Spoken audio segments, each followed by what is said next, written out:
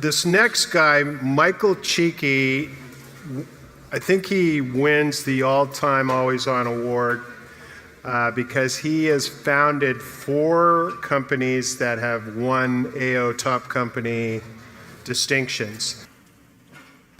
He's the only guy that has won twice the World Economic Forum Energy and the Environment Award, which is huge global distinction. He's the only 2-time winner of the Sarah Energy Innovation Award. It's out of Cambridge. And while he's done a lot of crazy, powerful things in his career, now he's busy building the cloud to handle all 7 billion of us. And this new vision and invention of his is a combination of this VGrid that he's going to present to you today is a partnership between the last company founded, which is Cool Planet Biofuels, and his private little lab. So, ladies and gentlemen, please welcome one of our favorite people of all time, Michael Cheeky. So here's the shocker right from the start. There are 7 billion people on the planet, but only 2.4 billion people are using the internet. Why is that? Well, here's a NASA composite picture of the world at night. And there's lots of dark areas on that map. Turns out 1.4 billion people have absolutely no access to electricity. And another 1.6 have only very limited access. They have to travel miles to get their cell phones recharged. That's 40% of the world. So we're over here talking about metrics on measuring app efficiency at one end, but at the other end, all this is powered by electrons, and a lot of people don't have electrons. So in order to understand the problem, the one little tutorial data point, and that is we have to understand that the metric for electricity production is the kilowatt hour. That's how the world measures electricity. And what is the kilowatt hour? Well, it's the amount of energy it takes to cook a meal in a crock pot or a single burner electric griddle. A real surprising factoid is that most people in the world get their electricity from small diesel generators. Certainly a lot of people are on utilities, and the utility powered environment is very high energy intensive, so most of the electricity in total electrons or amp hours or kilowatt hours is generated by utilities, but most people's electricity in the world actually comes from diesel gensets. And the world average cost for diesel fuel is 30 cents a kilowatt hour. That's taking the average cost for fuel by the average efficiency of these small diesel gensets.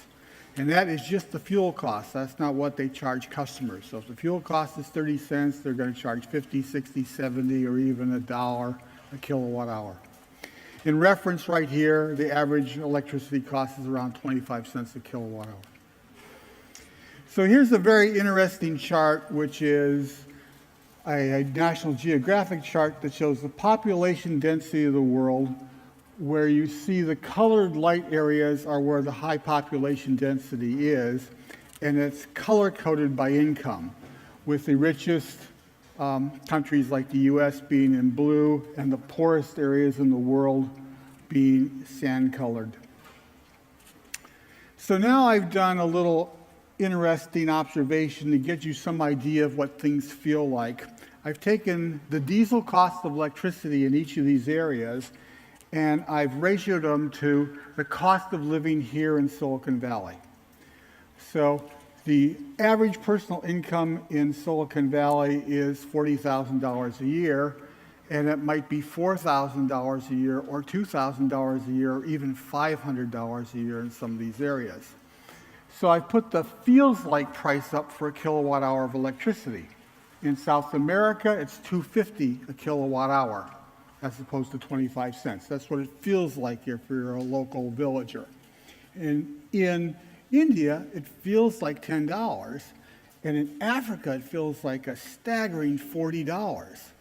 You don't use electricity very much in Africa, and you're very careful about your electricity use in India, and you're a little concerned about it in South America. Probably don't pay any attention to it all here in Silicon Valley.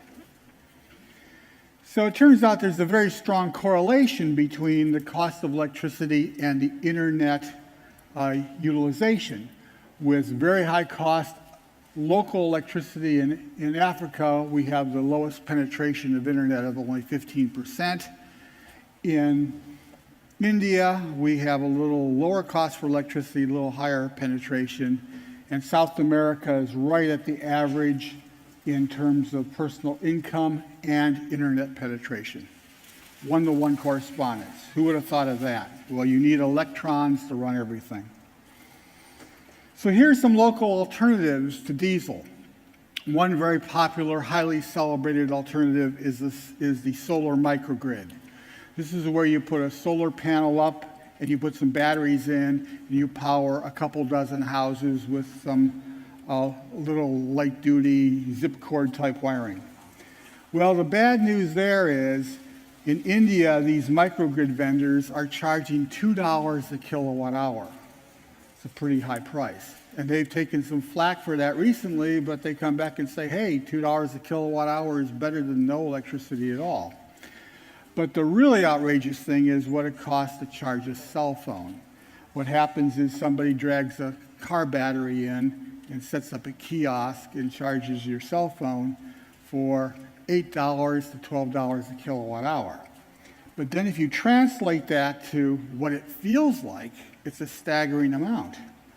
$40 a kilowatt hour in India, and an unbelievable $640 a kilowatt hour to charge your cell phone. If you had to pay $640 a kilowatt hour to charge your cell phone, we'd have a lot fewer accidents because nobody would be talking on their cell phone when they were driving their car. Okay? So why is this? This is because batteries are very expensive. Even if you don't use diesel, you're still going to get hit with batteries. And it really doesn't make much difference how you size the battery. If you put a big battery in and shallow cycle it, it costs a lot more money because it's big. If you put a small battery in and deep cycle it, it won't last very long. So the industry average is 20 cents a kilowatt hour for the batteries alone. So it's kind of like a consumable like fuel. So now I've put up a rather deluxe 100 kilowatt dream system for a global village.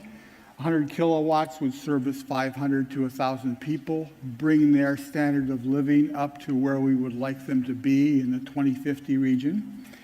And what you see is, for starters, the diesel genset only costs $15,000. And that's for a John Deere continuous duty 2-year warranty system. So it's a really low price. But the gotcha is, even at this low use rate of 35%, it costs $100,000 for fuel for a year. And if you ran it all the time, it would cost $250,000 a year. So in our 6-year study, this $15,000 diesel costs about over $500,000. The solar story is pretty similar. The solar array has to be much bigger than 100 kilowatts because it's got to provide 35% power all the time. The inverter alone costs twice as much as the diesel, and the batteries are staggering at $340,000. And that's only for 2 days worth of capacity. So this solar grid will go down after 2 cloudy days. So in the real world, you can't really run pure solar. You have to make this a little smaller and put a diesel in, and you have kind of a mixed mode.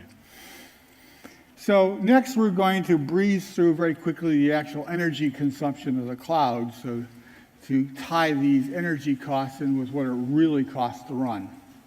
So we've picked Africa and India, and we showed the undersea fiber cables and how they drop into Africa and into India.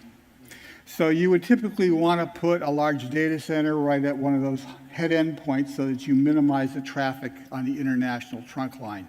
That means you want to do cloud computing, you want to do page caching, and you want to do searches locally in your data center. Google estimates that 4 hours of streaming video costs about 0.05 kilowatt hours.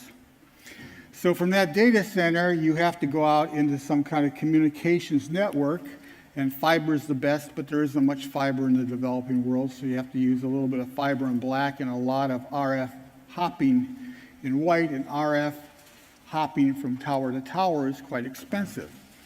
A tower in rural India consumes $15,000 a year in diesel. Rural cell phone companies spend up to 80% of their operating budget on fuel alone. Okay? So a major, major problem. So then once we go from the tower, we can go to a Wi-Fi solution, which is actually pretty good. We now have very low cost, narrow band antennas. This antenna I show here costs only $75. You can go to a router and service 50 to say 400 users. 400 users would be pretty slow, but you can do it. So this is okay for a school or an enterprise or a government agency. And that router runs at about 40 watts continuous. But the cell phone site or the tower uses about 6 kilowatts, which is why you have that $15,000 a year diesel burn. So now we go all the way to a student or a enterprise worker or a government worker on a tablet computer. So they're going to use this 4 hours a day for video or cloud computing. Comes to 0.23 kilowatt hours. And if that's powered off of a solar microgrid, the energy cost alone is 46 cents a day. But in rural India, that seems like $10 a day, and in Africa, it seems like $40 a day. So the cost of energy really is dominating the penetration of internet and hence the cloud in the world. So what are we doing over at VGrid? Well, we're in the process of inventing a radical new energy source. And I'm happy to say that we have demonstrated, even on a small system, a greater fuel source to wall plug energy efficiency than the US power grid. So we've been able to run wood chips to a wall plug at over 32% efficiency, which is the wall plug, which is better than the efficiency of the US power grid. So how does this work? Well, we gasify biomass, which people have done many times for many, many years, but we do it with compound gasifiers so we can produce multiple gas streams. And these multiple gas streams do different things in an engine. So we then take these multiple gas streams and we put them into a conventional diesel genset, except we replace the diesel fuel injection system with a totally new fuel and ignition technology that allows that engine to run at high compression ratio and hence very high efficiency off of very low-grade bio vapors. And that allows us to get the fuel cost down to about a penny a kilowatt hour. So now the comparison in our kind of dream 100 kilowatt system is, well, we can buy the diesel genset for $15,000, but it's going to cost 30 cents a kilowatt hour for fuel, so over 6 years it will cost $600K. In solar, we get clobbered by the batteries. System costs about $600K. With VGrid, the fuel cost is only a penny a kilowatt hour. The purchase price is a little higher than diesel, but way lower than solar at about $50K. So the total 6-year cost is $72K. This translates to a 0.0 or a 3 cent life cycle cost, which means that we can run our 4-hour cloud session for less than a penny. So with this technology, we can actually afford to bring internet to the world. So how are we going to power this? Well, it turns out for much of the world we use arcane 3-stone cooking fire. which is basically a pile of wood and rocks holding the pan up. That three-stone cooking fire on 11 kilowatt hours of wood thermally produces the same effect as 1 kilowatt hour on an electric grid. Okay? And the story is even worse because people are now going to charcoal because hauling the charcoal is less energy and cleaner. So that's 20 kilowatt hours. So 20 kilowatt hours of wood input for 1 kilowatt hour out. And to add injury to insult, these fires kill 1.6 million children a year because they're run inside buildings or houses, and children sleeping next to them get carbon monoxide poisoning. It's a staggering number. It's 4 times as many people as die from all the wars in the world combined. So with VGrid technology, we can just reroute this biomass that's already used in the village over to a more efficient process. And there's a remarkable number. If we just take 84 households in a village from three-stone cooking fire to electricity, it will power the entire village. So what is the payoff from this? Well, we can do the ultimate developing world app where we can power all your USB port devices off of a USB battery for about a penny a day, and all this stuff will run off of a handful of biomass. Or if we actually bring wires into your house, we can give you modern conveniences. A hot plate, refrigerator, fan, evaporative cooler, and electric blanket. So this technology with really no pain can dramatically improve people's lifestyle, both in access to the information, superhighway, if you will, the cloud, the internet, and so on, but also improve their standard of living and hopefully their life expectancy by putting them in a much less hostile environment.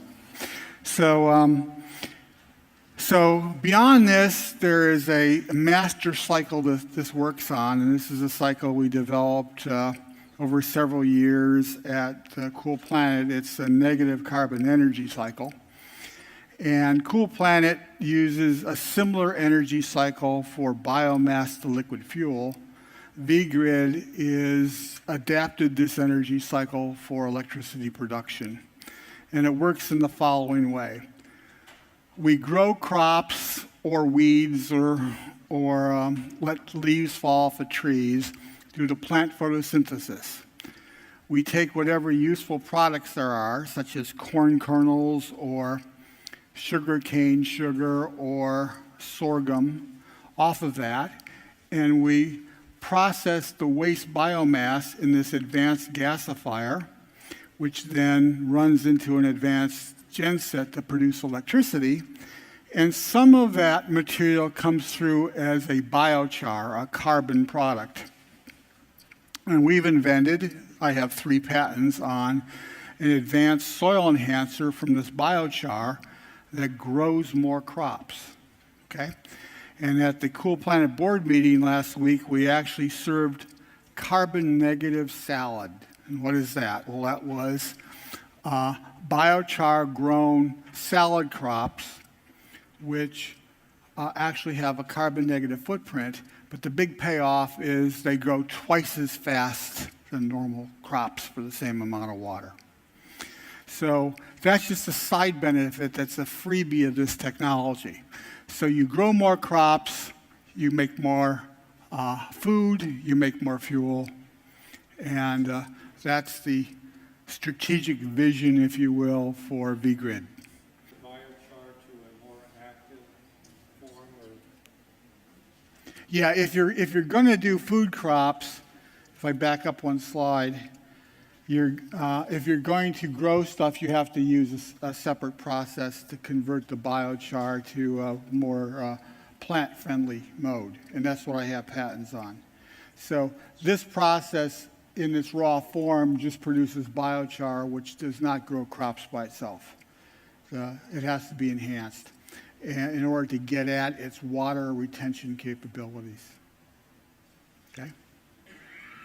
Anything else? Yes. To thank Michael and his team for showing us that the greatest natural resource we have in this country, I believe, is the gray matter between smart people's ears like yourself and your other colleagues. Thank you so much for trying to help us solve world problems and helping the poor, less fortunate countries come up. And I just really applaud this whole cycle you have of a cradle to grave, thinking from food production to energy production and integrating the whole thought process along. So I just applaud you. Thank you very much.